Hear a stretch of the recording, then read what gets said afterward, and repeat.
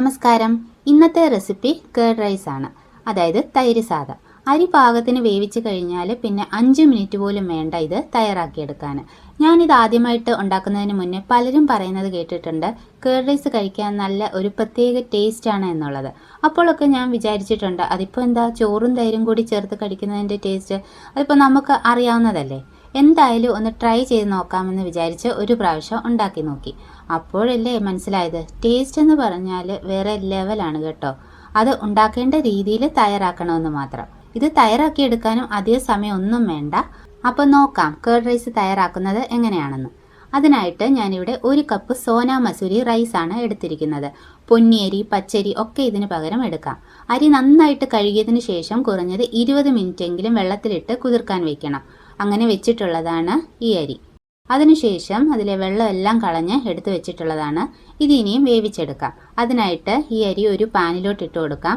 ഇനി ഇതിലോട്ട് 3 കപ്പ് വെള്ളവും ആവശ്യത്തിന് ഉപ്പും കൂടി ചേർത്ത് ഒന്ന് ഇളക്കി കൊടുക്കാം. ഇത് കുക്കറിൽ വേണമെങ്കിൽ ഇട്ട് വേവിച്ചെടുക്കാം കേട്ടോ. എങ്ങനെയാണെങ്കിലും അരി നന്നായിട്ട് വെന്തുടയുന്ന പരുവം വരെ വേവിച്ചെടുക്കണം.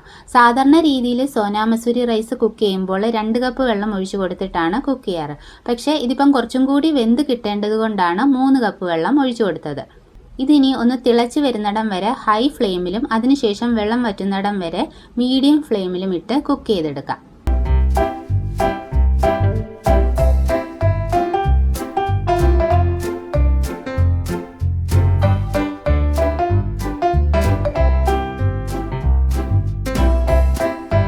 ഇതിലെ വെള്ളമൊക്കെ വറ്റിയിട്ടുണ്ട്, നന്നായിട്ട് വെന്തിട്ടുണ്ട്. ഇതേപോലെ നന്നായിട്ട് വെന്ത ചോറാണ് കേർഡ് റൈസിന് ഉപയോഗിക്കുന്നത്. ഇതിനി നന്നായിട്ടൊന്ന് ഉടച്ചെടുക്കാം. ഇതേപോലെ ചൂടോടെ ചെയ്യുമ്പോൾ നന്നായിട്ട് ഉടച്ചെടുക്കാൻ പറ്റും. ഈ ചോറിൻ്റെ ചൂടൊക്കെ മാറിയതിന് ശേഷം വേണം ഇതിലോട്ട് ബാക്കി കാര്യങ്ങളൊക്കെ ചേർത്ത് കൊടുക്കാൻ.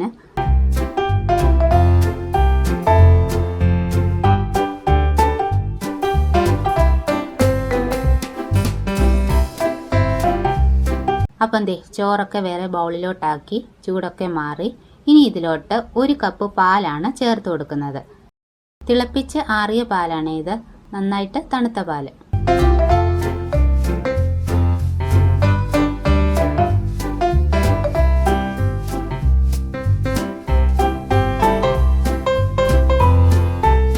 ഇനി ഇതിലോട്ട് 1/2 കപ്പ് തൈരാണ് ചേർത്ത് കൊടുക്കുന്നത്.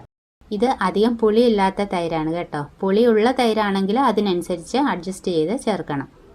ഇതിൽ ചേർക്കുന്ന പാലിനും തൈരിനും ഒന്നും അങ്ങനെ പ്രത്യേകിച്ച് അളവൊന്നുമില്ല കേട്ടോ. നമുക്ക് ഏത് കൺസിസ്റ്റൻസിയിലാണോ കേർഡ് റൈസ് വേണ്ടുന്നത് അതിനനുസരിച്ച് ചേർത്ത് കൊടുക്കാം. ചിലർക്ക് കുറച്ച് തിക്കായിട്ടുള്ള രീതിയിലായിരിക്കും ഇഷ്ടം, മറ്റു ചിലർക്ക് സ്പൂൺ വെച്ച് കോരി കഴിക്കേണ്ട രീതിയിലായിരിക്കും താല്പര്യം. അപ്പോൾ അതിനനുസരിച്ച് മാറ്റം വരുത്താം. എന്തായാലും ഞാൻ ഇതിലോട്ട് ചേർക്കുന്ന അളവൊക്കെ പറയാം. അരിയെടുത്ത് അതേ കപ്പിൻ്റെ അളവിൽ തന്നെയാണ് കേട്ടോ പാലും തൈരും ഒക്കെ എടുത്തിട്ടുള്ളത്. 1/2 കപ്പ് തൈരും കൂടി ചേർത്ത് കൊടുക്കുകയാണേ. ഞാനിപ്പോൾ ഇത് തയ്യാറാക്കുന്നത് ഒരു സ്പൂൺ വെച്ചൊക്കെ കോരി കഴിക്കുക എന്ന രീതിയിലുള്ള പരുവത്തിലാണ്. കുറച്ച് പാലും കൂടി ചേർത്ത് കൊടുക്കുകയാണ്. 1/2 കപ്പ് പാലും കൂടി. ടോട്ടൽ 1.5 കപ്പ് പാലും 1 കപ്പ് തൈരുമാണ് ചേർത്ത് കൊടുത്തിട്ടുള്ളത്. ഇനി ഇതിലോട്ട് കടു വറുത്തിടണം. അതിനായിട്ട് ഒരു പാനിലോട്ട് 2 ടേബിൾ സ്പൂൺ നല്ലെണ്ണ ഒഴിച്ചു കൊടുക്കുകയാണ്. നല്ലെണ്ണയ്ക്ക് പകരം വെളിച്ചെണ്ണയും നെയ്യും ഒക്കെ ഉപയോഗിക്കുന്നവരുണ്ട്. നല്ലെണ്ണയിൽ ചെയ്തപ്പോഴാണ് കുറച്ചുകൂടി ടേസ്റ്റ് തോന്നിയത് എനിക്ക്. എണ്ണ ചൂടായി കഴിയുമ്പോൾ അതിലോട്ട് 1 ടീസ്പൂൺ കടുക് ഇട്ട് കൊടുക്കാം. കടുക് പൊട്ടി കഴിയുമ്പോൾ ഇതിലോട്ട് 2 ടീസ്പൂൺ ഉഴുന്നും 2 ടീസ്പൂൺ കടലപ്പരിപ്പും കൂടി ഇട്ട് കൊടുക്കാം. കറിവേപ്പില ഉണ്ടെങ്കിൽ അതും ഇട്ട് കൊടുക്കാം. ഇനി അതിലോട്ട് 2 വറ്റൽമുളകും 1 ടേബിൾ സ്പൂൺ ഇഞ്ചി ചോപ്പ് ചെയ്തതും 1 പച്ചമുളക് ചെറുതായിട്ട് അരിഞ്ഞതും കൂടി ഇട്ട് കൊടുക്കാം.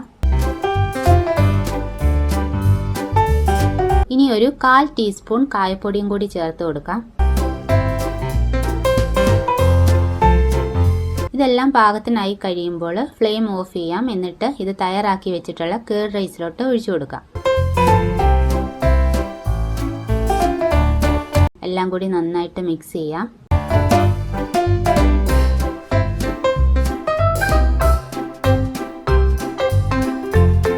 ടേസ്റ്റ് നോക്കിയിട്ട് ഉപ്പ് ആവശ്യമുണ്ടെങ്കിൽ ചേർത്ത് കൊടുക്കണം. ഇനി ഇതിലോട്ട് കുറച്ച് ഗ്രേപ്സ് കട്ട് ചെയ്തതും കുറച്ച് പോമോഗ്രാനൈറ്റും കുറച്ച് മല്ലിയില ചോപ്പ് ചെയ്തതും കൂടി ഇട്ട് കൊടുക്കുകയാണ്. ഇതൊക്കെ ഒരു എക്സ്ട്രാ ടേസ്റ്റ് വേണ്ടി ചെയ്യുന്ന കാര്യങ്ങളാണ് കേട്ടോ. പൊമോഗ്രാനൈറ്റ് ഉണ്ടെങ്കിൽ അതൊന്ന് ചേർക്കാൻ നോക്കണം. കാരണം കേർഡ് റൈസ് കഴിക്കുമ്പോൾ അതിൻ്റെ ഇടയ്ക്ക് പൊമോഗ്രാനൈറ്റ് കഴിക്കാൻ കിട്ടുമ്പോൾ ഒരു പ്രത്യേക ടേസ്റ്റാണ് കേട്ടോ. കുറച്ച് ക്യാരറ്റ് ഗ്രേറ്റ് ചെയ്തതും കൂടി ചേർക്കുന്നുണ്ട്.